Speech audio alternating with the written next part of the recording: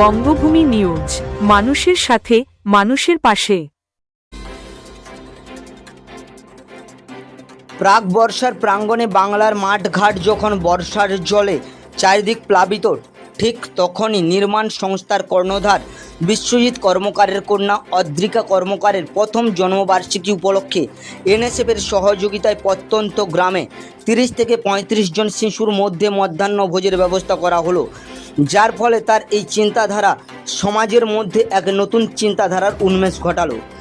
এছাড়াও নেতাজি সেবা ফাউন্ডেশনের বাসন্তী ইউনিটের ইনচার্জ প্রসেনজিৎ বর্মন তার কর্মপ্রচেষ্টায় সমগ্র কাজটি সম্পন্ন হয় এবং তার বক্তৃতার মাধ্যমে আগামী দিনে যাতে এই ধরনের দুস্থ প্রত্যন্ত অঞ্চলের কচিকাচাদের মধ্যে এই রকম কাজ যাতে আরও বেশি করে করা হয় এই আশা রাখেন তিনি। এই সমস্ত পরিবারকে আন্তরিক অভিনন্দন ও শুভেচ্ছা জানান তিনি।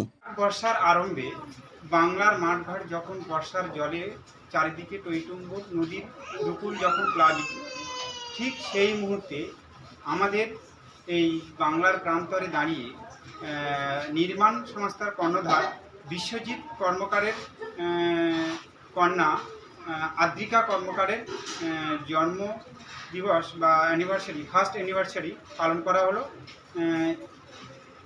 ওনার এই চিন্তাধারা শুধুমাত্র একটা ফ্যামিলির মধ্যে আবদ্ধ না থেকে একটা অনাথ আশ্রম বা একটা অনাথ ছেলেমেয়েদের মধ্যে দিয়ে আজকের এই সেলিব্রেশনটা করা হলো। এই ধরনের চিন্তাভাবনা যদি আগামী দিনে অনেক পরিবার যদি এগিয়ে আসে তাহলে সমাজের কাছে একটা নতুন বার্তা পৌঁছায়।